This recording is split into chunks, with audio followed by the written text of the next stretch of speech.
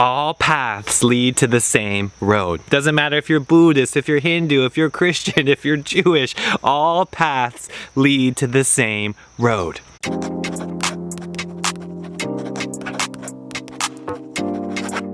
Now, everything that we are doing right here on planet Earth is actually aspiring to what we would call enlightenment, what we would call nirvana, true self-realization. The true self is being realized instead of the lower self and the ego. Now, all of this is practiced in every religion, if every spiritual practice, every saint, every guru, everything on this planet, from the Egyptians, the Sumerians, it doesn't matter who you are, what has been happening on this planet, we're all doing the same thing, waking up.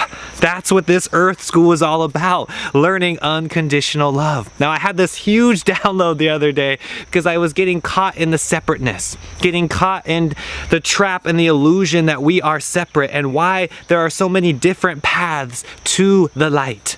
And I was like, why are we so separate and getting in these confrontational battles every time about who's right and who's wrong, when in reality is all paths lead to the same road.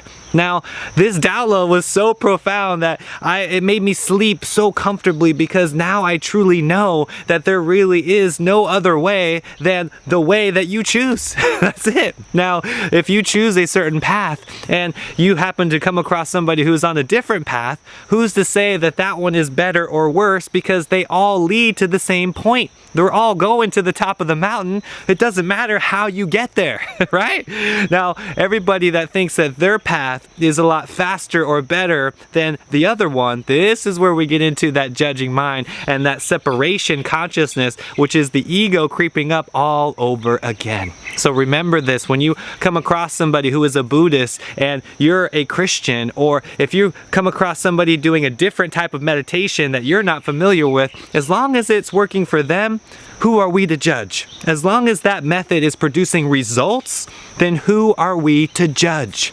Honestly, I'm here to judge the results, not the person. I don't care what religion you're into, what spiritual practice or witchcraft, or it doesn't matter. If you're getting results, if you have that light in your eyes, if you are truly expanding your consciousness, if you are truly uplifting the energy on the planet, then who am I to judge what meditation practice you're doing or what particular potion you're brewing? It doesn't matter, because it's all for the highest good of all.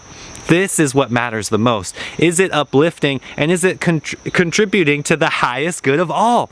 Now, if it's not, then there is a karmic implication involved here that has nothing to do with me. I'm not the one who gets to judge and decide your fate. I'm here to really just understand this planet and understand what we're doing here. And it just boggles my mind how many new paths are created, even though they all lead to the same road. Now, once we're on that road together, we're obviously going to stop making paths to it, and we're just going to live in unity and harmony. However, that is a long time from now. This is the Great Awakening. We are here in the age of Aquarius now, aspiring and creating a harmonious relationship with every human being that we come in contact with. And this involves unconditional love. That's what the fifth dimension is all about. So it doesn't matter what path that person is on. It doesn't matter what they are practicing. The only thing that matters is it in tune with the highest good of all? Really ask yourself that question. If you feel overwhelmed, if you feel stressed out, if you feel like you can't meditate and it's going against your religion, or if you feel like there is some disturbance in the force because it's going against your belief system, ask yourself this very simple question. Is it serving the highest good of all? This could be your dietary choices. This could be the manifestation process that you're using. Is this particular lover the person that is supposed to be in my life right now? Ask the same question. Is it serving the highest good of all?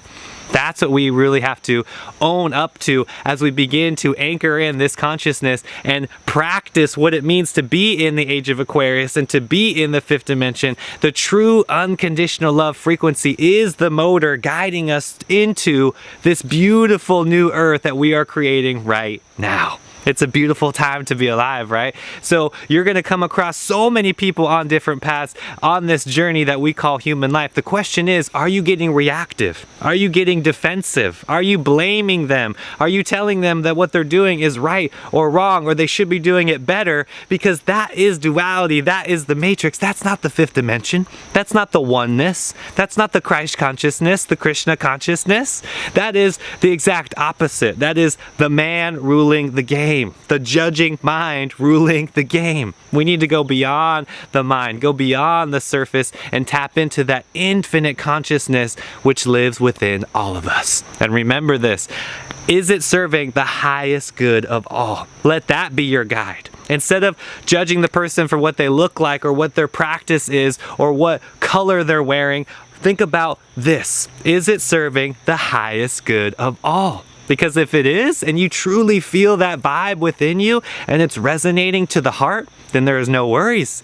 All you have to do is keep doing what you're doing. Now, if you feel a little disturbance in the force, and you're vibing, and it's like, whoa, this person is really not aligned with my vibration, then the universe has sent that person to you for a very specific reason. You have to be really firm with your belief system. However, you also have to be flexible. Because if you're too firm, then you're never going to be open to the new ideas and opportunities that the universe is presenting to you. And if you're not flexible, if you're not flexible enough, then you're always going to be stubborn and ingrained into that bubble to the point where it pops one day, and then now you're left with no construct whatsoever. So remember, be firm and flexible. Practice what is serving the highest good of all, and remember that all paths are leading to the same road. Every single one of them. Sikhism, right? It doesn't matter if it's some rare religion that you have never even heard about, or some aborigine or some hunter-gatherer that's still living in some mountain or desert island somewhere. They are doing the same thing that you or I are doing. They don't need a Bible. They don't need a Bhagavad Gita. They don't need anything to give them the construct or the ability to tap into higher consciousness, because they are already doing it. It is woven into our DNA. It is literally encrypted in every single one of our cells to transmute and multiply and expand. That's what you do. Energy is never stagnant. It is always borrowed. It's always moving. It's always expanding. So don't get caught in that reactive brain. Don't get caught in the ego to the point where it's ruining your sadhana, your spiritual practice. So go beyond that construct of the limitation that there actually is more than one path. There actually is more than one way to get to the top of the mountain. And in all honesty, it doesn't even matter what that path is, as long as we're all on top of the mountain together, walking each other home. That's what this is all about. It's a beautiful time to be alive. I want to thank each and every one of you for being here. Shout out to the Inner Circle members. Shout out to everyone on the Patreon page. I love each and every one of you. Until next time, guys, infinite love and infinite peace.